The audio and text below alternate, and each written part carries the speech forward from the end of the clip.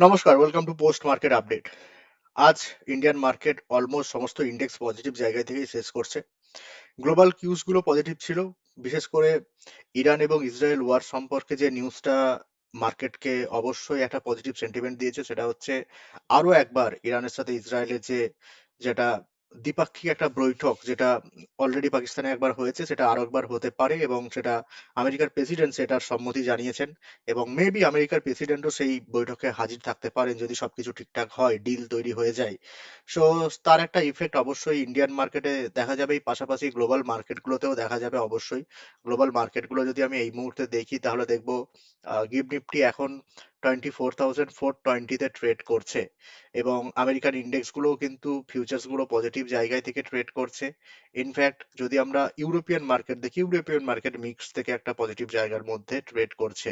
So পরবর্তী ক্ষেত্রে দেখতে হবে যে আমেরিকান মার্কেট আজকে রাতের দিকে কোন জায়গায় এসে ক্লোজ করে, সেটার দিকে আমাদেরকে আবার নজর রাখতেই হবে। বাকি ইন্ডেক্স গুলো যদি দেখি, এই সপ্তাহটা শেষ করছে, সো উইকলি টাইম ফ্রেমে আমাদেরকে ইন্ডেক্স গুলো অবশ্যই চেক করে নিতে হবে।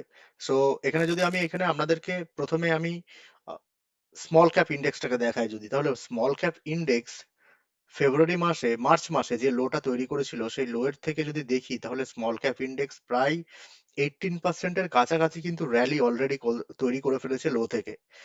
ইনফ্যাক্ট যদি মিড ক্যাপ ইন্ডেক্স দেখা যায় তাহলে মিড ক্যাপ ইন্ডেক্সের ক্ষেত্রেও কিন্তু একটা বড়সড় র্যালি লক্ষ্য করা যাবে লো থেকে, প্রায় ধরুন 15%-এর ওপর। যদি আমরা লার্জ ক্যাপ ইন্ডেক্স বা আমরা যদি নিফটি ফিফটিকে দেখি তাহলে নিফটি ফিফটির ক্ষেত্রেও কিন্তু নিফটি ফিফটি ওভার 10%-এর যে র্যালি আগেও দেখিয়েছি, সেই 10%-এর র্যালি কিন্তু অলরেডি করে ফেলেছে। সো মার্কেট যে একটা বাউন্স ব্যাক করেছে, সেই বাউন্স ব্যাকটা ক্লিয়ারলি বোঝা যাচ্ছে। আরো একটা থেকে দুটো সপ্তাহ যদি এইভাবে মার্কেট গ্রিন ক্যান্ডেল তৈরি করে এবং পজিটিভ সেন্টিমেন্টের মধ্যে থাকে, তাহলে মার্কেট কিন্তু একটা ভালো জায়গায় ফিরে আসবে।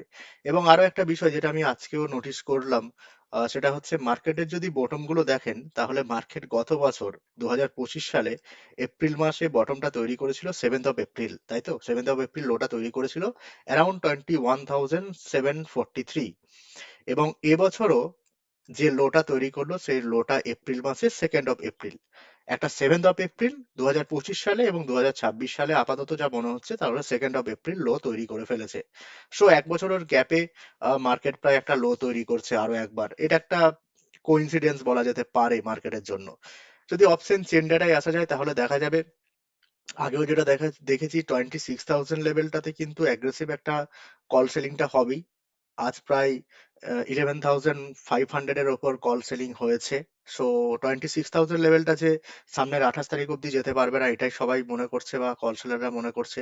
যদিও 25,000 লেভেলটা কিন্তু আস্তে আস্তে ওপেন হয়ে যাবে, যদি মার্কেট আরো একটা দিন পজিটিভ থাকে তাহলে 25,000 লেভেলটা কিন্তু ওপেন হয়ে যাবে, সেটার দিকে খেয়াল রাখতে হবে। ইনফ্যাক্ট 25,000 লেভেলে আমারও একটা কল সেলিং হয়ে আছে, সেটাকে একটু অ্যাডজাস্ট করতে হবে। আমি জাস্ট আজকে করিনি, কেন কারণ কালকে শনি এবং রবিবার রয়েছে, থিটা টিকেট আমি পাবো, তারপর অ্যাডজাস্টমেন্টে যাব।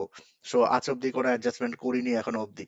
সো আর 24,300 বা 24,000 লেভেল, এই লেভেলগুলোতে আরো একটু পোস্টারিংটা হলে বুঝতে পারা যাবে যে এই লেভেলগুলোতে স্ট্রং সাপোর্টের জায়গা তৈরি হচ্ছে।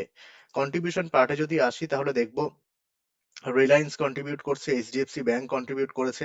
সো উইপ্রো কন্ট্রিবিউট করেনি, উইপ্রো আজ 2%-এর ওপর ডাউন আছে। আইটি এখনো কন্ট্রিবিউট করছে না। আইটি যদি কন্ট্রিবিউট করে তাহলে সেটা মার্কেটের জন্য যথেষ্ট পজিটিভ একটা সেন্টিমেন্ট হয়ে যেতে পারে, কিন্তু কোথাও একটা মনে হচ্ছে আইটি সেন্টিমেন্টটা কিছুতেই যেন একটা বাউন্স ব্যাক করছে না, বা সেন্টিমেন্টটাই চেঞ্জ হচ্ছে না লং টার্মের জন্য। যে সেন্টিমেন্ট বা আইটির, ইনফ্যাক্ট আইটি কোম্পানিগুলো যদি যে প্রজেকশন বা ওদের যে ভবিষ্যতের চিন্তা ভাবনা, সেটা নিয়েও যে কথা বলা যায়, সেই জায়গায় গিয়ে খুব কনফিডেন্স কিছু পাওয়া যাচ্ছে, এটা হচ্ছে না। এটা একটা বড় বিষয় হয়ে যাচ্ছে।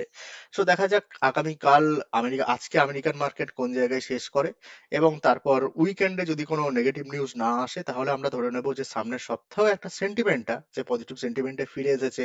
বা যে সেন্টিমেন্টটা, এটাও একটা বিষয় যে আমি যেটা আগেও বলেছি যে আস্তে আস্তে ওয়ারের যে প্রভাব, সেই প্রভাবটা কমে আসবে এবং আস্তে আস্তে মার্কেট ইন্ডিয়ান স্পেসিফিক যে কিউজ গুলো রয়েছে, ঘটনাগুলো রয়েছে, বা পরবর্তী ক্ষেত্রে এই সপ্তাহের শেষের দিকে এইচডিএফসি আইসিআইসিআই ব্যাংকের রেজাল্ট আছে, রিলায়েন্সের রেজাল্ট পরবর্তী ক্ষেত্রে আছে, এই সবের দিকে মার্কেটের এবার সেন্টিমেন্টটা চেঞ্জ হবে, শিফট হবে, মোমেন্টামটা শিফট হবে।